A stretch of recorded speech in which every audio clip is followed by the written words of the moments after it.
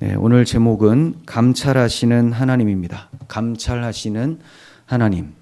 부제로는 참소와 비난, 계략 앞에서, 참소와 비난, 계략 앞에서 우리는 어떠한 신앙을 가져야 되는가에 대해서 좀 살펴보고자 합니다.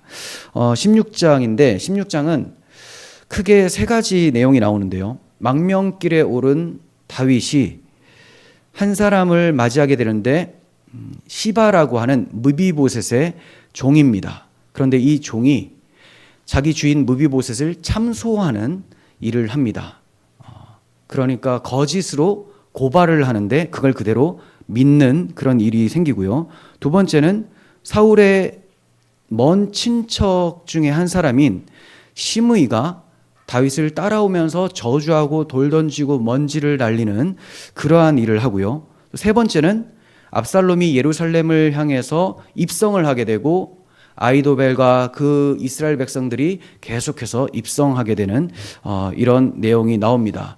그러면서 이 아히도벨의 계략을 따라서 이 압살롬이 자기 아버지 다윗에게 욕보이는 그런 짓을 하게 됩니다. 자, 그러니까 점점 어두워만 가는 그런 암흑기, 고난의 길이라는 것을 우리는 보게 되죠.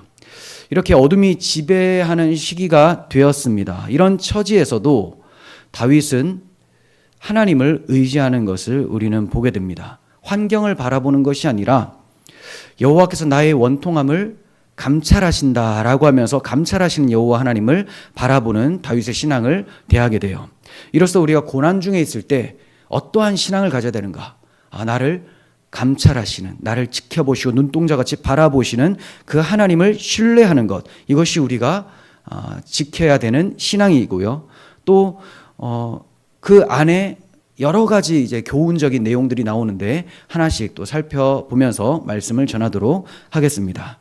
자, 1절에 대한 내용인데 다윗이 감람산 꼭대기에서 요단강 쪽으로 조금 내려가기 시작했을 때 사울의 손자이자 요나단의 아들 무비보셋의 종 시바가 왕을 맞이합니다. 자, 무비보셋 기억나십니까? 사무엘 하 9장에 나왔었던 사람인데 요나단의 아들 사울의 손자인데 다리를 둘 다 절어요. 어렸을 때 유모가 그 아이를 안고 도망가다가 떨어져서 다리를 절게 됐죠. 자, 그런데 다윗 왕이 이 무비보셋을 극진하게 대우해 주었죠. 그 무비보셋을 옆에서 섬기는 사람이 시바입니다. 시바. 자, 이 시바가 나귀 2마리의 안장을 얹히고 떡 200덩이와 건포도 100송이와 싱싱한 여름 과일 100개 그리고 포도주 한 가죽 부대를 싣고 다윗 왕과 그 일행들을 찾아온 거예요. 이걸 딱 봤을 때 기분이 너무 좋겠죠. 왜냐하면 지금 대적들을 피해서 도망가고 있잖아요. 먹을 것도 사실 막 챙기고 나오기 어려운 그런 상황인데 이렇게 많은 음식들을 가지고 왔으니 얼마나 기쁘고 여름 가뭄의 냉수와 같은 그런 기쁨, 담비와 같은 그런 기쁨을 주었겠습니까? 많은 이들이 자기를 버리고 압살롬에로 가는 와중에 이 시바가 이런 음식들을 가지고 나오니까 너무 반갑고 기쁘고 고맙겠죠. 그런데 마냥 기뻐하기는 좀 애매한 것이 어째서 얘는 이걸 가지고 오는 거지? 이거 무슨 뜻이지? 의아할 수가 있습니다. 그래서 이거 무슨 뜻으로 나에게 가져왔느냐라고 물어보니까 이 시바가 나귀는 왕들의 가족들이 타게 하고 그러니까 다리 아픈데 이거 타고 가시죠 이런 거죠. 그리고 떡과 과일은 청년들이 먹게 하시고 포도주는 들에서 피곤한 사람들에게 마시게 하려고 제가 가져왔습니다. 그러니까 왕 위에서 가져온 겁니다 라고 잘 얘기를 하고 있는 거죠. 그런데 이 시바에게는 꿍꿍이가 있는 거예요. 전에 사무엘 하 9장에서 살펴본 대로 무비보셋은 다윗의 대적 사울의 손자였으나 다윗은 그의 아버지 요나단과의 언약을 따라서 무비보셋에게 극진히 대우해 주었습니다. 자기 아들 왕자들과 함께 식탁에 참여하는 그런 복을 주었고요. 또 사울 가문의 모든 재산을 무비보셋에게 주었습니다. 원래는 사울이 다윗의 대적이었기 때문에 대적은 아예 씨를 진멸해야 된다라고 생각하는 것이 모든 사람들의 사고인데 이 다윗은 그렇게 하지 않았다는 거죠. 왜냐하면 요나단과 맺은 언약, 들판 언약, 메시아를 바라보는 그 언약을 가지고 있었기 때문에 그 아들에게도 이렇게 호의를 베푸는 것을 보게 됩니다. 자, 그러한 은혜를 입은 무비보셋의 재산을 관리하고 있었던 종이 바로 시바인데요. 그런데 이 시바는 무비보셋의 종들 중에서 수석종이었던 것으로 보여져요. 왜냐하면 일단 자기에게 아들이 15명이 있는데 이 15명을 먹이고 살리는 것 자체가 어느 정도 좀 재력이 있어야 되잖아요. 그리고 시바 밑에 종들이 20명이라고 해요. 그러니까 종은 종인데 굉장히 좀 권력과 어느 정도 힘이 있는 그런 수석 하인으로 보여집니다. 그런데 시바는 무비보셋의 막대한 재산을 관리하는 일에 만족하지 않고 스스로 주인이 되기를 원했습니다. 굉장히 교만하고 탐욕스러운 사람이었다는 거예요. 시바는 다윗으로부터 자기 주인의 재산을 받아내고자 했던 거예요. 사실 그에게는 그것만 관심이 있었습니다. 어떻게 하면 내 주인의 재산을 나에게 오게 할까? 여기만 관심이 있는 것이지 다윗을 염려하는 것 같았지만 사실 다윗 안중에도 없는 사람이에요. 다윗이 이기든지 압살롬이 이기든지 그건 중요한 게 아니고 지금 내 배에 뭐가 들어오는가 이것만을 신경 쓰고 있었던 사람이 바로 시바였습니다. 그래서 나중에 다윗이 압살롬 군대를 무찌르고 예루살렘으로 들어올 때 이 시바가 다윗을 영접하는데 다윗을 대적했었던 사람들 사이에 들어가 있는 거예요. 그러니까 이 사람은 언제든지 그냥 상황에 따라서 탁탁 움직이는 그런 사람이고 지금 자기 눈앞에 이 재산, 주인의 재산이 어디로 가는가 여기에만 관심이 있는 사람이었다는 거죠. 그런 많은 선물로 다윗의 환심을 사려고 했고 사실 관심도 없는 다윗의 안위를 걱정하는 채 했습니다. 다윗은 그가 가져온 음식들을 보면서 기뻤을 테지만 이걸 가져온다면 종이 아니라 자기에게 직접 은혜를 입은 무비보셋이 가져와야 되는 게 더 타당하지 않는가라는 생각을 했을 거예요. 그래서 의아해서 내 주인이 어디 있느냐? 여기 개역 개정에서는 내 주인의 아들이 어디 있느냐라고 한 건데 그러니까 네가 지금 사울의 그 후손 아니냐? 사울이 주인이라는 거예요. 사울의 손자, 후손. 그 무비보셋, 네가 섬기는 무비보셋 어디 있느냐라고 물어본 거예요. 그러자 이 시바가 자기 주인은 예루살렘에 있는데 저한테 이런 말을 하더라고요. 이스라엘 족속이 오늘 내 아버지의 나라를 나에게 돌릴 것이다 라고 하는 말을 제가 듣고 지금 왔습니다. 이게 무슨 말이에요? 그러니까 이 무비보셋 굉장히 탐욕과 야욕을 가지고 아주 배은망덕한 사람 또 반역자 이렇게 지금 몰아세우고 있는 거예요. 무비보셋은 다리도 절고 있고 다윗에게 은혜를 받아서 다윗에게 너무 감사하는 그런 사람이었는데 자기 주를 굉장히 나쁘게 평가를 하면서 마치 권력욕을 가지고 있는 사람처럼 이제 사울의 손자인 나에게 이 나라가 오게 될 것이다 라는 그런 말도 안 되는 소리를 했다고 떠버리고 있는 겁니다. 자, 그럼 이걸 딱 들으면 무비보셋이 그럴 리가 없는데 라고 해야 되는데 다윗도 참 이게 분별이 안 됐던 것 같아요. 이 지금 도망가는 가운데 많은 어려움들이 있고 다 자기를 배척하는데 자기한테 호의를 베풀어 주는 사람이 있으니까 이게 너무 고맙고 귀하니까 그냥 귀가 팔랑팔랑거리면서 믿어버리는 거죠. 참 다윗이 신중했어야 되는데 특별히 왕이기 때문에 현명하게 조심하게 판단해야 될 의무가 있었는데 이것을 하지 못했습니다. 다윗뿐만이 아니에요. 다윗이 하나님 나라의 왕이잖아요. 그러니까 당연히 공의로 판단하고 잘 분별해야 되는 것이 맞는데 우리도 하나님 나라의 왕 같은 제사장입니다.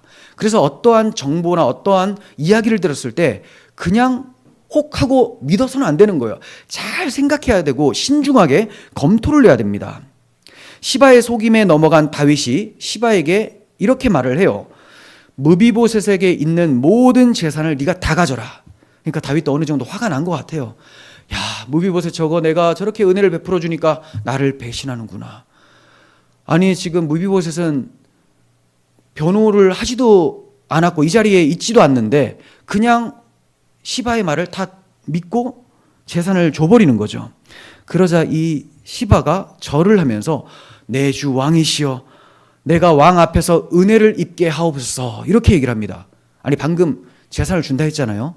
그래서 은혜를 입은 거잖아요. 은혜 주신 것에 감사합니다라고 한 것이 아니고 내 주 왕 앞에서 은혜를 입게 하옵소서 또 이렇게 얘기를 해요. 이거 무슨 말이냐? 이것도 감사하지만 앞으로도 계속해서 당신 나에게 이러한 은혜를 베풀어 주기를 바랍니다. 이런 말이에요. 지금 아주 돈독이 오를 대로 오른 사람입니다. 시바는 훗날 다윗이 예루살렘에 돌아왔을 때 다윗의 적들 편에 속해 있었어요. 하지만 시바가 그렇게 모함했었던 무비보셋은 왕의 충실한 백성들 편에서 자기를 근신하면서 왕을 맞이했었던 사람입니다. 그러니까 정말 귀한 사람은 무비보셋이고 정말 악한 사람은 시바인데 다윗이 이것을 분별하지 못했던 거죠. 다윗이 무비보셋을 험담하는 시바의 참소에 속아 넘어간 것을 보면 우리도 참 조심해야 되겠다라는 생각을 하게 됩니다. 여러분 어떤 사람에 대한 험담을 쉽게 믿어서는 안 돼요. 누군가에 대한 비난을 듣게 되면 이게 그냥 믿을 것이 아니고 믿을 만한 증인이 2사람 이상은 되어야지만 귀를 기울일 필요가 있다라고 성경은 말씀합니다. 그러니까 증인이 2명 정도 돼야지만 이 고소라는 것도 받아들여지게 되는 거고 또 받아들였다고 해서 무조건 이게 팩트가 되느냐 그게 아니에요. 그리고 나서 검토를 한다는 거죠. 그러니까 누가 이렇게 저렇게 막 얘기해요. 교회 안에서나 뭐 옆에 주변에 있는 사람들이 이런저런 얘기를 합니다. 그러면 카드라 통신을 믿고 그냥 쭉 따라갈 것이 아니라 이럴 것이 아니고 과연 그러한가라는 것을 조사를 해야 됩니다. 냉철하게. 그리고 나서 현명하고 신중하게 판단을 해야 되는 것이죠.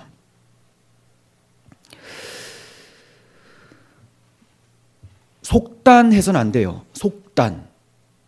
아주 경솔하게 가볍게 행동해서도 안 되고 급하게 결단을 내려서도 안 됩니다. 타락한 인간 심리는 험담에 마음이 끌리게 마련이에요. 칭찬은 별로 재미가 없는데 다른 사람 칭찬은 별로 재미가 없는데 다른 사람 욕하는 것은 뭐라고? 아니야. 나한테도 얘기해줘. 그래요. 다른 사람 칭찬하면 누군가 잘했나 보다. 넘어가요. 별로 안 궁금해요. 근데 험담을 하면 누구지? 왜? 욕하고 싶으니까. 왜 욕하고 싶을까요? 그 욕을 함으로써 욕을 하는 나는 조금 더 나은 인간처럼 느껴지거든요. 그게 심리예요. 원래 사람들은 다 죄인인데 그 죄인들 속에서도 도토리 키재기를 하면서 자기 의를 드러내려고 하는 심보가 다 있어요. 그래서 험담에 굉장히 마음이 쏠리고 귀를 기울이게 된다는 거죠. 사람들은 늘 다른 사람에 대한 최선이 아니라 최악의 것을 상상하고 믿으려고 합니다. 이런 전염병 같은 현상에서 벗어나서 신중하게 행동한다는 것은 정말 은혜 받은 겁니다. 그러니까 성도는 다윗이 왕이잖아요. 왕이 마땅히 신중해야 됐던 것처럼 성도는 왕 같은 제사장인 성도는 신중해야 된다는 거예요. 그래서 함부로 우리가 입을 열고 뭔가를 판단하는데 빨라서는 안 됩니다. 조심해야 돼요. 주님은 외모로 판단하지 말고 공의로 판단하라고 말씀하셨어요. 겉으로 나타나는 모양 그리고 이 사람의 어떤 행세 이런 외적인 눈에 보이는 것만을 보고 다 판단할 것이 아니고 공의롭게 과연 하나님의 뜻대로 이것이 그러한가 아닌가를 잘 살펴봐야 된다는 거죠. 우리는 무언가 판단할 때 2가지 위험을 조심해야 돼요. 첫 번째는 어떤 사람을 대할 때 특히 스스로 그리스도인이라고 말하는 사람들, 이런 사람들을 대할 때 너무 호의적으로 판단해서는 안 됩니다. 물론 누가 그리스도인이라고 하면 반갑고 기쁘잖아요. 좋게 보고자 하는 마음이 우리에게 있잖아요. 그래서 제 큰딸 예담이도 예전에 누가 기독교인이라고 하면 아빠 기독교인이라 막 기독교인이 너무 반가워하고 좋아했어요. 저도 그런 모습 보니까 좋더라고요. 근데 얘가 기독교인은 다 착하고 좋은 사람들만 있는 걸로 아는 거예요. 원래는 그래야 되죠. 원래는. 그런데 이상한 사람도 많잖아요. 그러니까 이거 잘 속아 넘어가겠더라고요. 그래서 기독교에는 원래 다 좋아야 되는 것은 맞지만 그렇지 않은 사람들이 너무나 많다라는 것을 알려줬어요. 그래서 기독교인이라고 뭐 딱 믿고 이 사람과 같이 사업을 하다가 뒤통수 맞는 경우도 생기잖아요. 참 이게 슬픈 현실인데 그렇습니다. 그래서 우리가 반가울 수는 있지만 신중해야 되죠. 또 반대로 다른 사람들을 너무 나쁘게 평가하려고 하는 생각을 조심해야 됩니다. 내가 볼 때 이런 문제점이 있어요. 거기까지라는 거죠. 그런데 사람들의 마음은 조금 더 나쁘게 보고자 하는 마음이 다 들어가 있어요. 뭐 하나 마음에 안 들면 이것도 그러니까 저것도 그럴 것이고, 저것도 그러면 이것도 그럴 것이고, 이 사람은 저 사람한테도 미움을 받을 것이고, 계속해서 막 더 부풀려서 이 사람을 최악의 사람으로 만들려고 한다는 거죠. 이런 거 양극단을 피해야 돼요. 신중하게 평가를 해야 됩니다. 신중하게. 그리고 평가는 나는 어떤 사람인지를 더 조심히 들여다볼 수 있어야 돼요. 자기에 대해서는 들여다보지 않고 남 평가에만 혈안이 되어 있는 거, 이게 아주 경솔하고 교회에 분쟁을 일으키는 사람들의 특징이라는 거죠. 어떤 사람이나 어떤 일을 판단하기 전에 먼저 그 문제를 놓고 하나님께 기도를 해보셔야 됩니다. 기도. 많은 이들이 성급한 결정을 한 후에 나중에 그게 아니라는 것을 알게 되고 고통스럽게 후회하는 것을 보게 돼요. 다윗이 그랬습니다. 지금 다윗 앞에는 시바밖에 없죠. 무비보셋은 없었어요. 무비보셋에게 확인도 하지 않고 그냥 그의 재산을 시바에게 다 넘겨주라는 겁니다. 확인되지도 않은 중상의 귀를 기울였습니다. 무비보셋에게 변호할 기회도 주지 않고 잘못된 판단을 내렸어요. 그리고 훗날 자신이 시바에게 속았다라는 것을 알게 돼요. 그리고 이 무비보셋은 자기를 너무나 사랑했고 자기 때문에 참 많은 것을 포기하면서 근신했다라는 것을 보며 얼마나 마음이 무겁고 괴로웠을까요? 모든 상황을 고려해서 신중하게 판단하셔야 됩니다. 외모로 판단하지 마시고 공의롭게 판단하시길 바랍니다. 상황이 그러니 이럴 거라고 속단하지도 마십시오. 보세요. 지금 무비보셋 같은 경우 시바가 나와서 험담을 했죠. 그런데 다 반역하는 상황이었어요. 그러니까 무비보셋도 충분히 그러겠구나라고 속단을 했다라는 거죠. 이게 위험해요. 사람을 외모로 평가해도 안 되고요. 상황이라는 외모를 보고 속단해서도 안 된다라는 거죠. 우리가 외모로 판단하지 않고 공의로 판단해야 하는데 이럴 수 있는 것은 오직 하나님의 은혜를 받아야지만 가능합니다. 우리 심성 자체가 옛 본성, 타락한 이 죄성 자체가 속단을 즐거워해요. 그냥 어떻게든 빨리 정죄하고자 하는, 내가 선악 판단의 주체가 되고자 하는 그 습관이 여전히 탁 붙어 있기 때문에 난 딱 보면 알아. 딱 보면 아는 사람이 자기를 못 봐요. 그러니까 사실 못 보고 있다는 거죠. 그런데도 남 평가를 엄청 잘합니다. 그러므로 우리는 자신이 쉽게 치우칠 수 있다는 것을 인정하고 하나님께 겸손한 마음으로 또 공의롭게 판단할 수 있는 지혜를 달라고 구해야 되는 거예요. 시바는 자기 주인 무비보셋을 참소하며 거짓 험담을 했습니다. 종에게 배신당하고 재산까지 배신자에게 다 빼앗기게 된 무비보셋. 두 다리도 절기 때문에 어떠한 일을 해서 생계를 이어갈 수도 없는 아주 비참하고 절망적인 상황이 되어버렸어요. 얼마나 불쌍해요. 지금 다윗 왕에게도 버림받게 된 거죠. 자기 종 시바에게도 배신을 당했습니다. 재산도 없어요. 가진 게 아무것도 없어요. 그러면 이제 이 사람은 끝인가? 아니에요. 그렇게 비참한 상황이지만 하나님은 무비보셋을 감찰하고 계셨다는 거죠.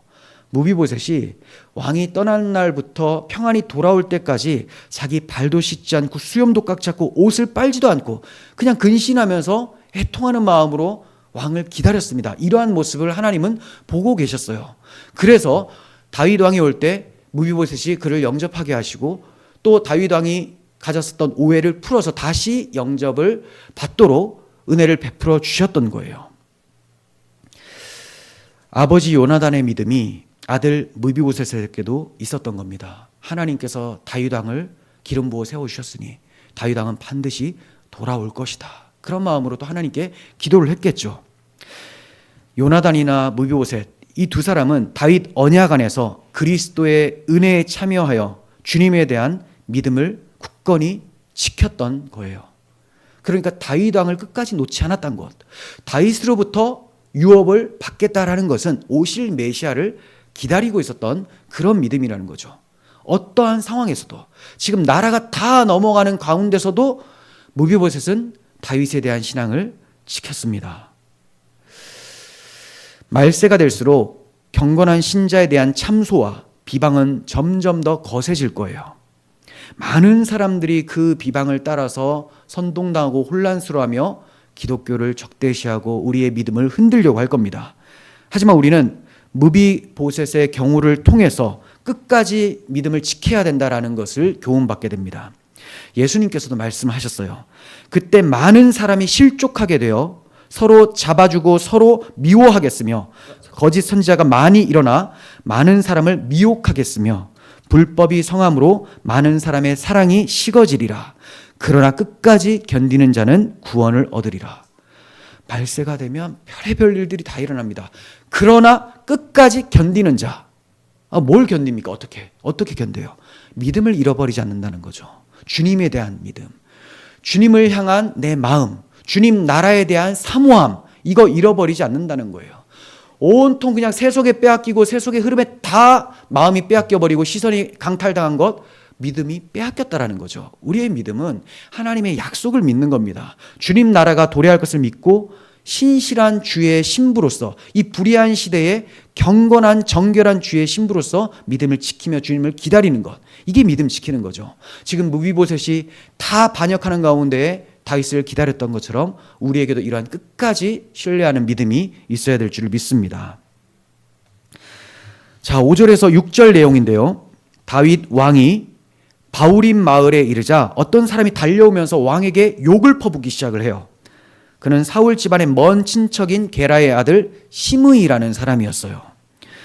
그는 다윗 좌우에 호위병이 있었음에도 불구하고 계속해서 심한 욕설과 함께 돌을 던지고 흙먼지를 뿌려댑니다.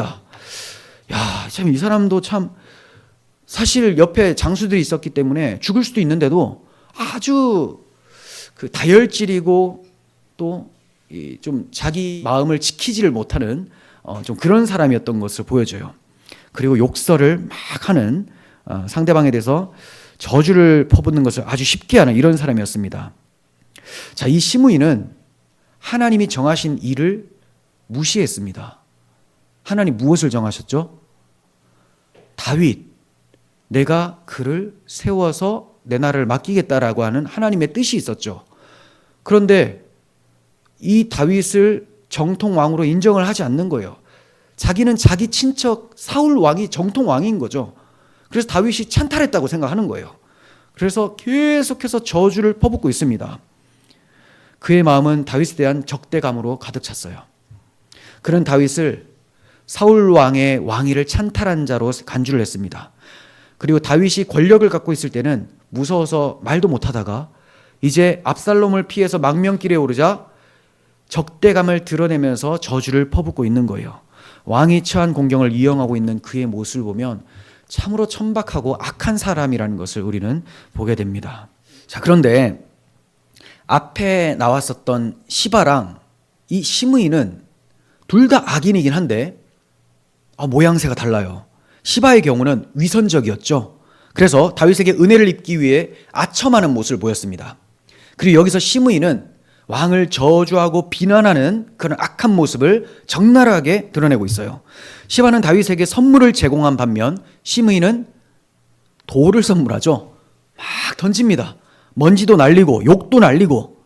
그런데 다윗이 어떤 것에 넘어져요? 돌, 욕설, 먼지에 넘어졌습니까? 아니에요. 시므이가 이렇게 막 저주를 퍼부을 때는 뒤에서 살펴보겠지만 하나님을 굳게 믿습니다. 신앙이 안 흔들려요.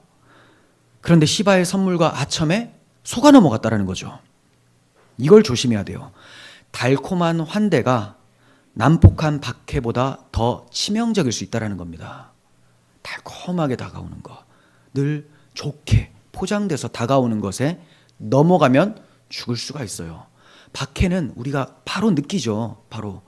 그래서 오히려 이거 큰일 났다, 하나님을 붙잡아야 되겠다 하는데 달콤하게 와서 왕밖에 없습니다, 왕 이거 받아주십시오 하면 그가 어떤 속셈인지도 모르고 그냥 마음이 빼앗길 수 있다는 거. 네. 달콤한 환대를 더욱 조심하시길 바랍니다.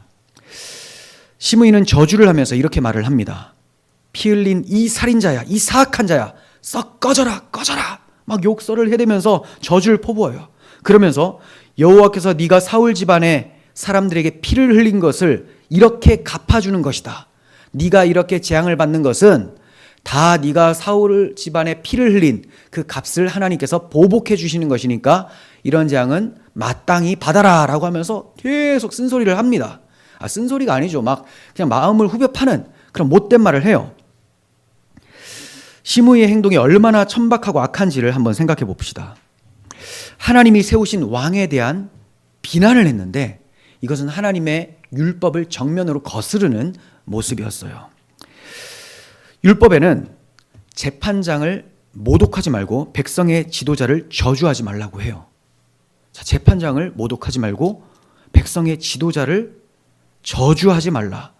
이스라엘의 왕은 하나님이 세우시잖아요. 비록 이제 다윗 이후 솔로몬 이후에 형편없는 왕들도 많이 있었습니다. 하지만 재판장을 모독하지 말라는 거죠. 하나님이 하신다라는 거예요. 그들에 대한 심판은.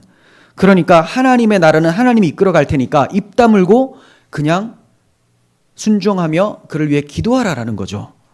백성의 지도자를 저주하지 말라. 그리고 전도서에서도 심중에라도 왕을 저주하지 말라. 아니 입으로만 하는 게 아니고 마음으로도 왕을 저주하지 말라라고 하고 있어요.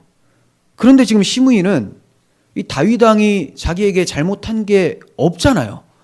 그냥 팔은 안으로 굽는다고 사울 왕이 자기 친족이니까 사울의 계보에서 왕이 되면 자기가 더 큰 이득을 얻을 것 같으니까 그냥 비난하고 나서는 거죠. 시므이는 다윗이 사울의 피를 흘린 사람처럼 비난을 하고 있습니다. 다윗이 사울의 피를 흘렸습니까? 아무 상관이 없는 사람이죠. 완전히 거짓말로 비난을 하고 있는 거예요. 다윗이 사울을 죽이기는커녕 그의 목숨이 자기 손에 달려 있을 때도 2번씩이나 그를 살려주었습니다. 그리고 사울이 죽었을 때는 그는 저 멀리 그 시글락에 있었고 그의 죽음 소식이 들려왔을 때 마음 아파하며 애가를 지어 불렀죠. 시므이의 말을 보면 그가 여호와의 거룩하신 이름을 반복하여 언급하고 있다는 것을 우리는 확인하게 돼요. 여호와께서 이렇게 하신다, 여호와께서 이렇게 하신다라고 막 얘기를 하고 있습니다. 그러니까 입으로 하나님 하나님 그리스도를 아무리 외쳐도 다 신자가 아닐 수 있다는 거예요. 악한 사람도 그 입에 하나님 담기를 주저하지 않을 수가 있다는 겁니다. 우리가 그래서 말끝마다 하나님 그리스도 주여 주여라고 하는 것에 쉽게 속아 넘어가서는 안 된다라는 것을 보게 되죠. 그러니까 우리가 앞에 시바를 통해서도 그렇고 시므이의 이 말을 통해서도 항상 신중해야 된다는 것을 교훈받습니다. 시므이는 다윗이 살인자이기에 이런 재앙을 받는다고 말을 하고 있어요.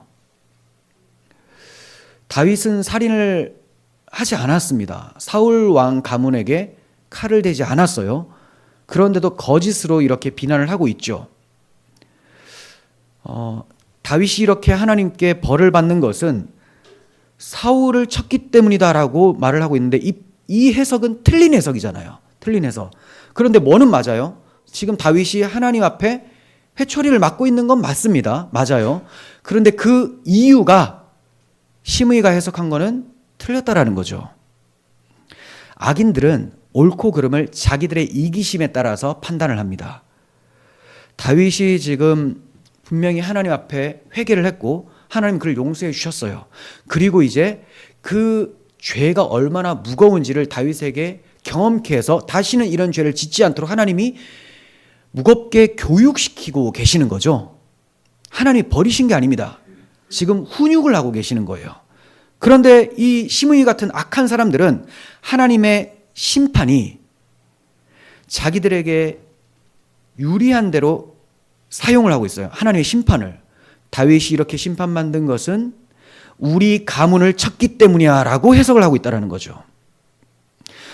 그러니까 이런 사람들 조심해야 됩니다. 누가 이렇게 괴로워하고 있는데 쉽사리 너 그거 하나님께 벌 받는 거야. 왜? 네가 지난번에 나한테 이러이러했기 때문에, 네가 이런 식으로 행동했기 때문에. 하나님께 벌 받는 걸 수는 있어요. 그런데 또 그 해석도 틀렸어요. 그리고 하나님께 벌을 받는지 뭘 하는지 자기가 어떻게 합니까? 그 당사자가 아는 거죠. 당사자가 기도하면서 아는 거예요. 당사자도 모르면 더 많이 맞다 보면 이제 알게 되죠. 하나님이 쳐서 누르시면 기도하게 되고 하나님의 뜻을 알아가죠. 그렇게 배워갑니다. 그런데 그를 위해 기도도 하지 않는 그 사람이 막 비난을 하면서 넌 하나님께 맞는 것이고, 그렇게 맞는 이유는 바로 자기 쪽으로 해석을 하죠. 나한테 또는 우리 쪽에 뭔가 잘못해서 네가 이런 벌을 받고 있는 거야. 이런 일들 엄청 많습니다. 이런 사람 조심해야 돼요. 그런데 이런 사람 분명히 있고 조심해야 되고 여러분들 보실 수도 있어요. 그런데 내가 그 사람일 수도 있다라는 거죠. 내가.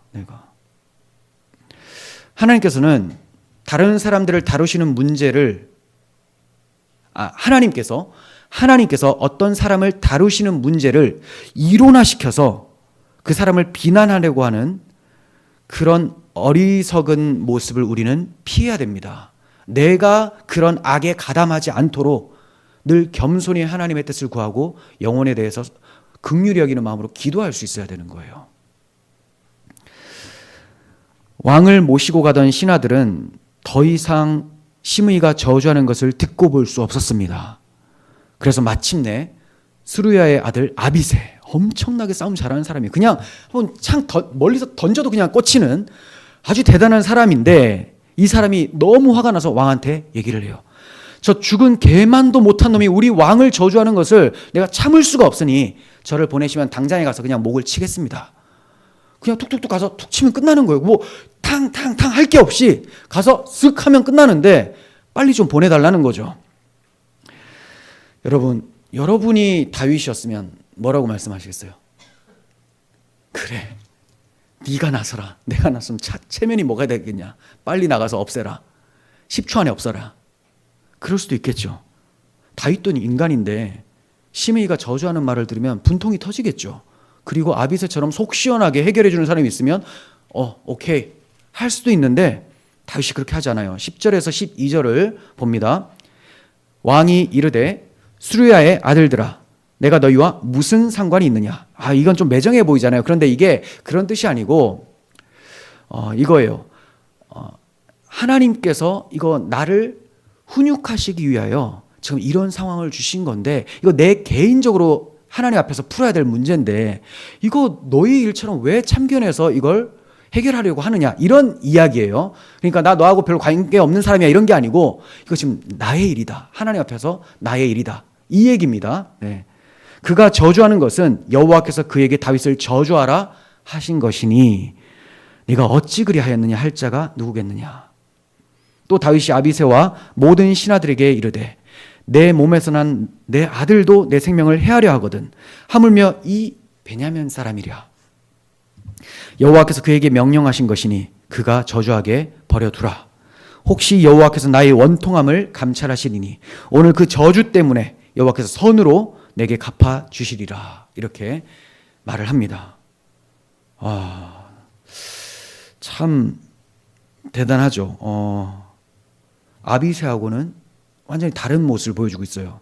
앞에서 아비새는 저 죽은 개만도 못한 자가 왕을 저주하는 거 참아볼 수 없으니 빨리 목을 치겠습니다 라고 얘기를 했고, 이 말 자체가 나쁜 건 아니잖아요. 지금 다윗을 호위하는 장수로서 다윗을 사랑하고 다윗에 대한 충성심 때문에 충분히 말을 할 수 있는 겁니다. 좋은 의도에서 한 말이긴 하지만 아비새는 눈에 보이는 것으로만 판단을 한 거예요. 그 뒤에 하나님의 손길과 하나님의 뜻이 있었다는 것을 전혀 알지 못하고 우리 왕을 저런 인간이 욕한다고? 참을 수 없다. 그러니까 저 시므이만 보이고 시므이의 욕만 들리고 시므이가 던지는 돌과 먼지만 보이는 겁니다.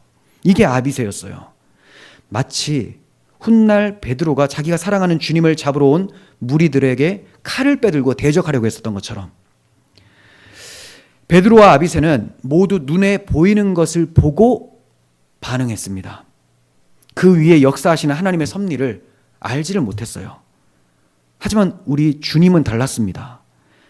베드로는 그들에 대해서 칼을 꺼냈는데 주님께서는 내 칼을 칼집에 도로 꽂으라. 아버지께서 주신 잔을 내가 마시지 않겠느냐라고 말씀하셨어요. 그러니까 분명히 자기를 잡으러 온 사람들이 있었음에도 그들만 본 것이 아니고 베드로는 이들만 봐서 칼을 꺼냈는데 이들을 보내신 그분이 바로 하나님이라는 것. 이들을 통하여서 자기가 쓴 잔을 마시잖아요. 십자가라고 하는 쓴 잔. 이걸 마시게 될 것을 알았는데 쓴 잔을 본 것이 아니고 십자가를 본 것이 아니고 쓴 잔에 포도주를 부으시는 하나님을 보셨다는 거죠. 십자가의 처형을 하시는 하나님을 보았던 겁니다. 이처럼 환난 속에서 하나님 아버지의 뜻과 섭리를 생각할 수 있는 것이 이 상황을 이겨낼 수 있는 힘이에요.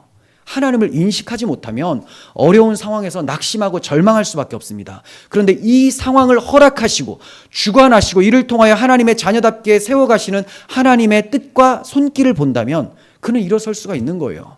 예수님도 자기가 잘못해서 맞는 고난이라고 생각하지 않죠, 당연히.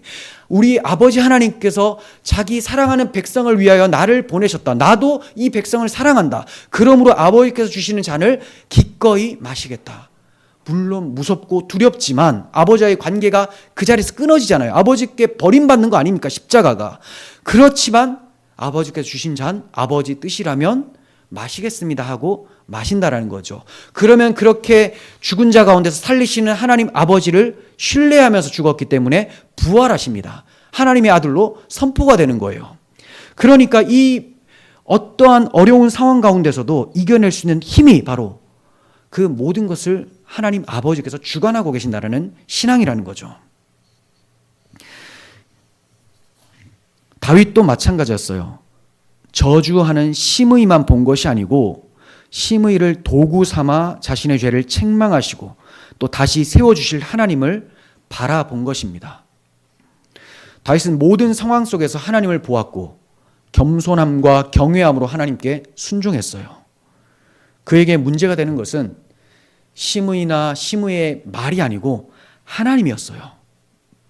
자기가 지난날 범한 죄가 다 하나님 앞에서 범한 죄라는 것을 알고 있었기 때문에 이 문제에 대해서 자기가 고민하고 있었던 것이지 지금 자기 앞에 욕하는 사람, 돌 던지는 사람이 문제거리가 아니었다는 거죠. 하나님과의 관계가 문제였다는 거예요. 그러므로 이 저주를, 심의가 한 이 저주를 하나님의 징벌로 받아들이고 있는 거예요. 그러니까 나는 저 심의가 저주하는 것보다도 더 저주를 받아 마땅한 사람이라는 그런 겸손한 회개 인식이 그에게 있었던 것입니다. 이때 다윗은 분명히 하나님의 말씀을 떠올렸을 거예요. 그가 죄를 범하면 내가 사람의 매와 인생의 채찍으로 징계하겠다라고 하신 하나님 말씀.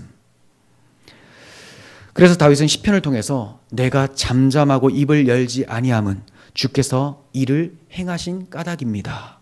이렇게 고백합니다. 내가 이렇게 어려운 속에서도 잠잠하고 입을 열지 않는 것은 이게 도대체 무슨 일입니까? 이럴 수가 있습니까? 이런 소리 안 한다는 거죠. 잠잠히 입을 열지 않은 것은 주께서 이 모든 것을 나에게 행해 주셨다는 것을 제가 알기 때문입니다. 이렇게 고백하는 거예요. 다윗은 이러한 상황 속에서 감찰하시는 하나님을 신뢰했습니다. 자기가 시므이에게는 정말 억울하게 비난을 받고 있는 거잖아요. 하지만 이 원통함을 나의 하나님이 보고 계신다. 이 신앙을 가지고 있었어요.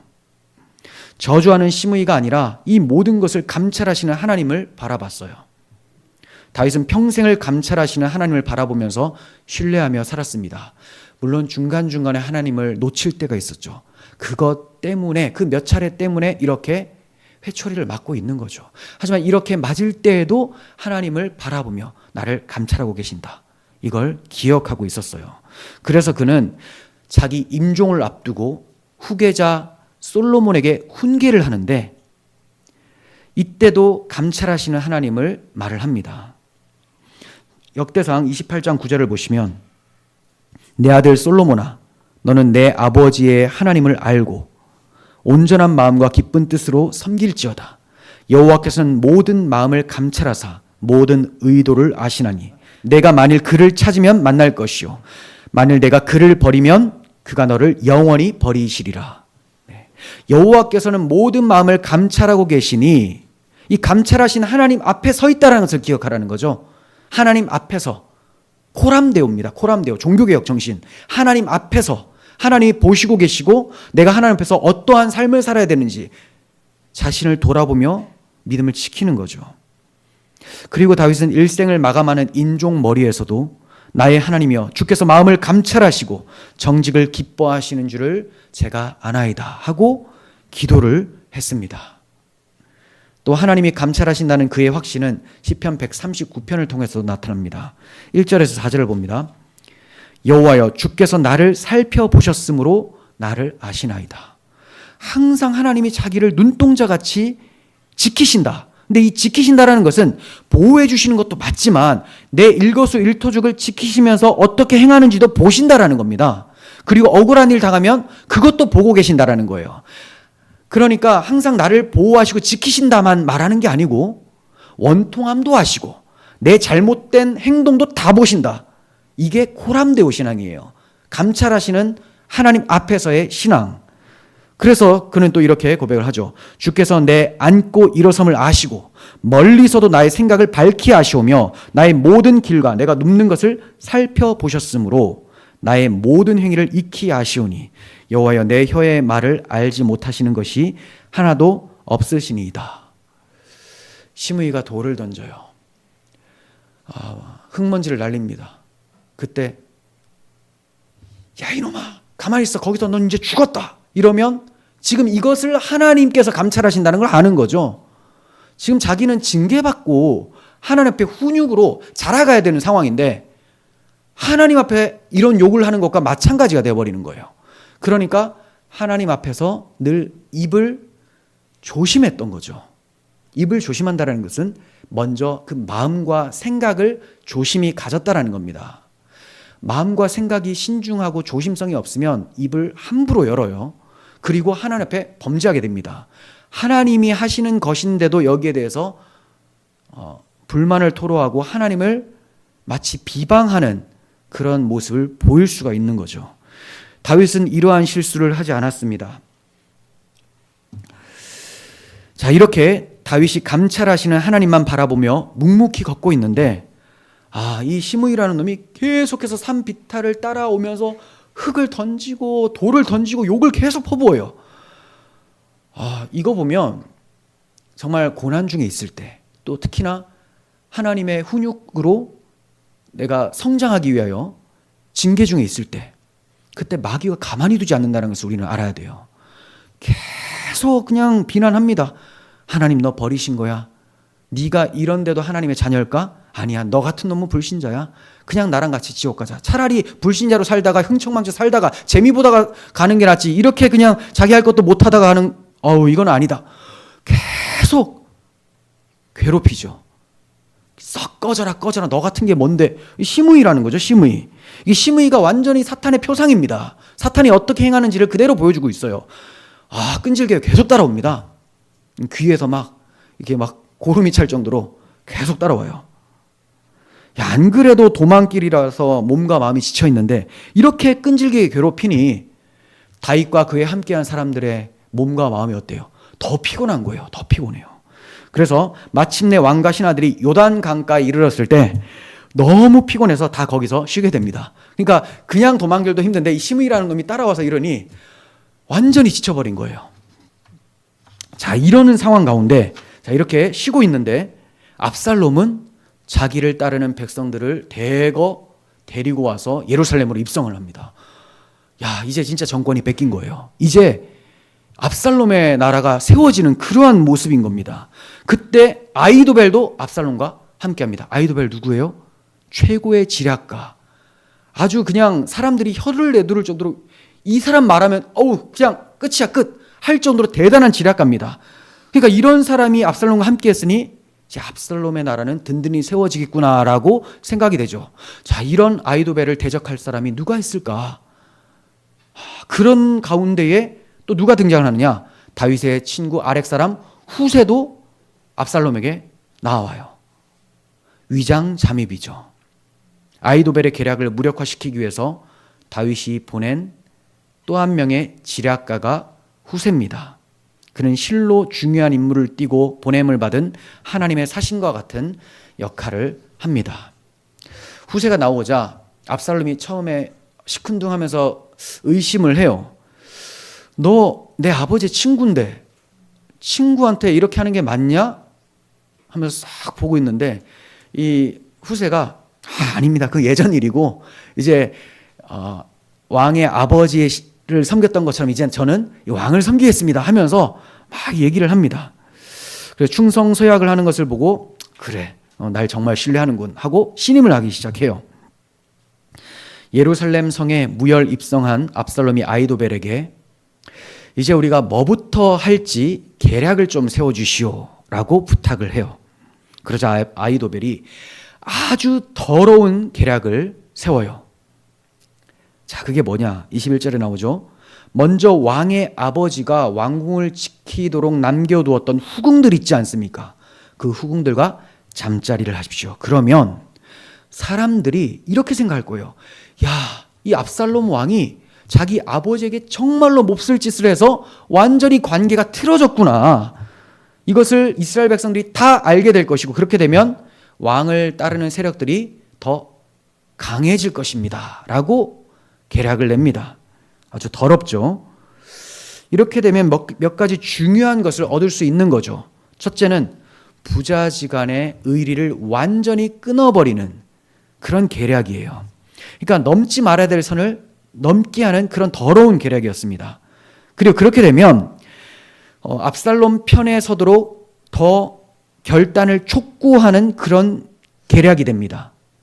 왜냐하면 지금 압살롬 편에 붙을까 다윗 편에 붙을까 고민하는 사람들 아직까지 있을 거예요.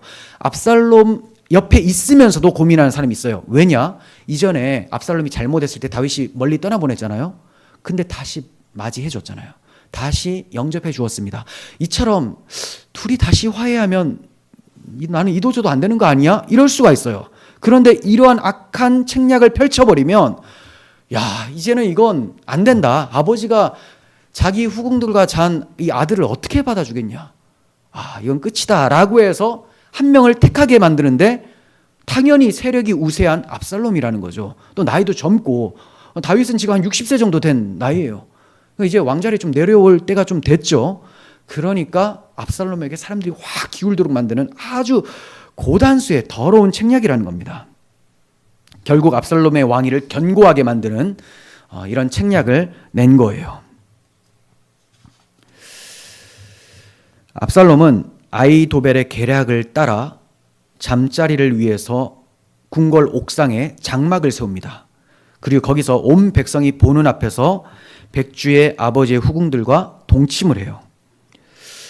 왜 이렇게 하냐면 왕의 첫 첩을 차지한다는 것이 고대 사회에서는 그 승리를 나타내는 의미를 갖고 있었기 때문에 이제 완전히 끝났구나라는 것을 보여주는 거죠.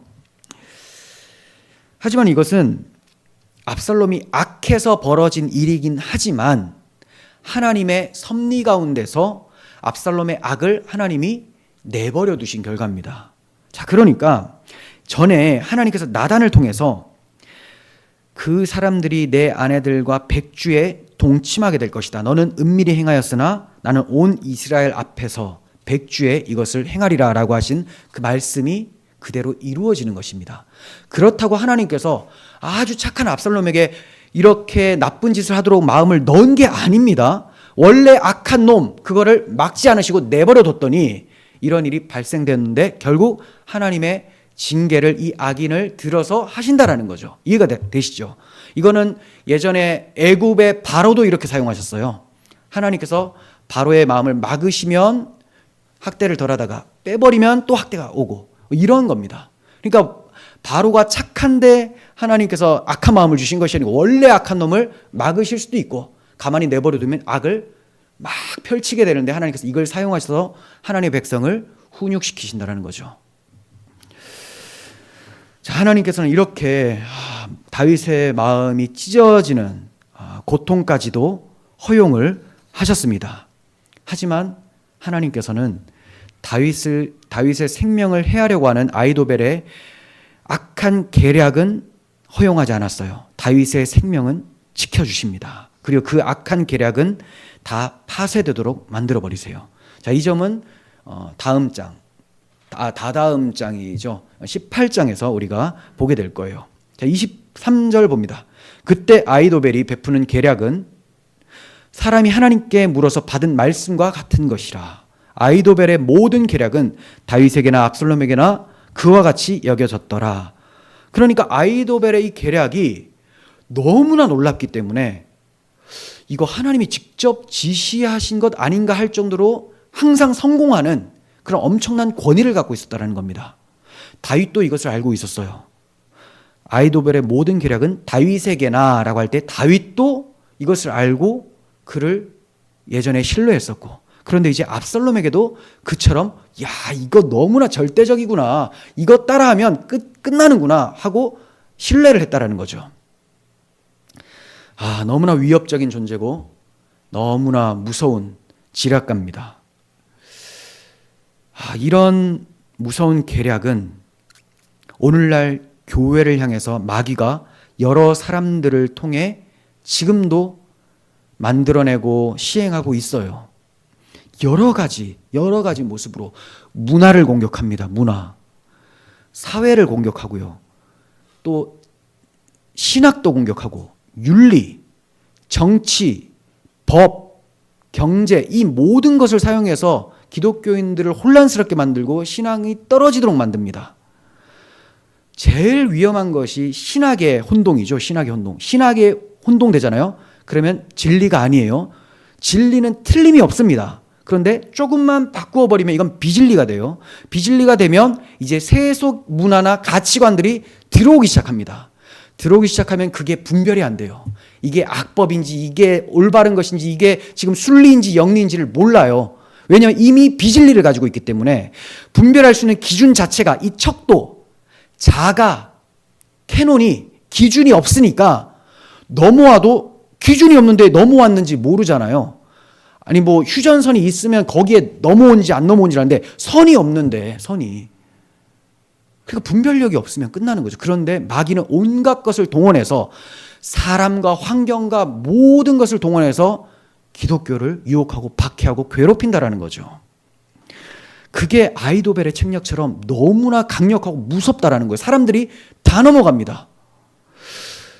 자, 그러면 이러한 엄청난 계략, 아히도벨의 계략 같은 이 사탄의 전략을 어떻게 이겨낼 수 있습니까? 사람이 이겨낼 수 있어요? 못해요. 여기서 하나님께 받은 것 같다라고 했는데 하나님께 받은 것처럼 사람들에게 인식이 될 정도로 강했다라는 거죠. 그러면 이걸 이길 수 있는 자는 하나님밖에 없다라는 거죠. 하나님. 우리가 이런 엄청난 쓰나미 같은 세속 물결에서 많은 유혹과 책략들이 난무하는 가운데서 어떤 신앙을 가져야 됩니까? 이 모든 것을 감찰하고 계시는 하나님을 바라보는 것. 하나님이 이 모든 계략을 파쇄시킬 수 있는 것이지 우리가 할 수는 없다는 거죠. 여러분, 제가 신학을 처음 할 때 2010학번인데 그때 그 민중신학, 해방신학이라는 것을 곁가지로 배웁니다. 1학년 때였던 것 같아요. 그리고 뭐 여성신학, 지금 페미니즘 신학 이런 거죠. 그런데 그때는 이거 보면서 웃었어요. 왜냐하면 딱 보면 성경은 구속사잖아요. 복음이잖아요. 하나님 나라잖아요. 사회 정의 실현이 아니잖아요. 복음적 하나님의 정의 실현입니다. 복음적이라는 것은 예수 그리스도가 통치하는 나라입니다. 예수 그리스도. 사람이 만드는 시스템이 아니고. 그러니까 딱 보면 그게 나오는데 무슨 해방신학이니 민중신학이니 여성신학이니 이런 거 보면서 막 웃었어요. 이게 뭐 이런 걸 따라가는 사람이 나 얼마나 무식하면 이럴 수가 있나 했는데 와, 이게 10년이 좀 넘으니까 와, 너무 많아졌어요. 너무 많아졌습니다. 유튜브에 이런 신학을 가진 사람이 뭐 조그맣게 5분짜리 10분짜리 내잖아요. 몇만 명이 보는데 구속사 복음 안 봐요. 본성과 부딪혀서. 그러니까 아무리 얘기해도 안 봅니다. 왜냐하면 이미 본성이 그냥 악하기 때문에 분별력을 잃어버렸어요. 자, 이렇게 신학이 망가졌으니 원래 프란시스 셰퍼라고 하는 기독교 세계관 학자가 이렇게 얘기합니다. 제일 마지막으로 망가지는 게 신학이다. 제가 웃었잖아요. 그 해방신학이나 민중신학. 근데 이게 지금 엄청나게 많이 들어와 있어요. 그 말은 미술, 그다음 문화, 교육, 철학, 이 모든 것이 다 무너지고 나서야 신학이 무너집니다. 자, 그렇다면 지금 신학이 무너졌어요? 이건 다 무너진 거라는 거죠. 이런 사회에서 분별력 없이 행하면 자기는 하나님을 위한다고 하면서도 악을 추종하는 그러한 일을 하게 된다는 거죠. 우리는 이 모든 것을 감찰하시는 하나님을 신뢰하면서 그 하나님 앞에서 나의 신앙을 점검해야 됩니다. 그리고 우리가 왜 이런 어려움 가운데 처하게 됐는지도 우리를 돌아보면서 회개하고 다시 복음 앞에 서고 나의 신앙을 점검해서 신앙을 회복해야 된다는 겁니다. 그럴 때 우리가 하나님을 신뢰할 때 초자연적이든 사람을 통해서든 하나님께서는 역사하셔서 사탄의 관계를 파여 주시는 것을 보게 될 거예요.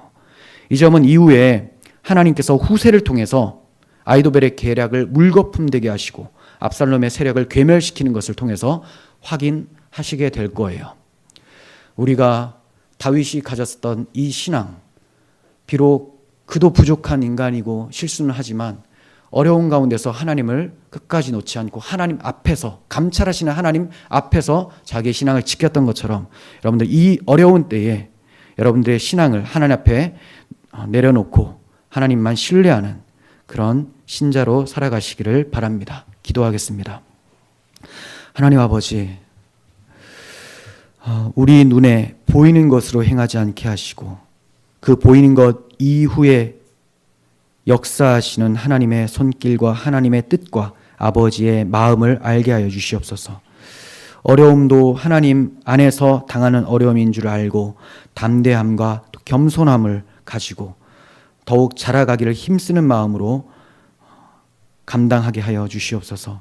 하나님, 저희 모두에게 분별력 주시고 바른 복음을 받고 복음적 가치관과 세계관을 가져 세상과 싸우며 하나님의 나라를 복음으로 확장해 나아갈 수 있는 주의 일꾼으로 쓰임받게 하여 주시옵소서.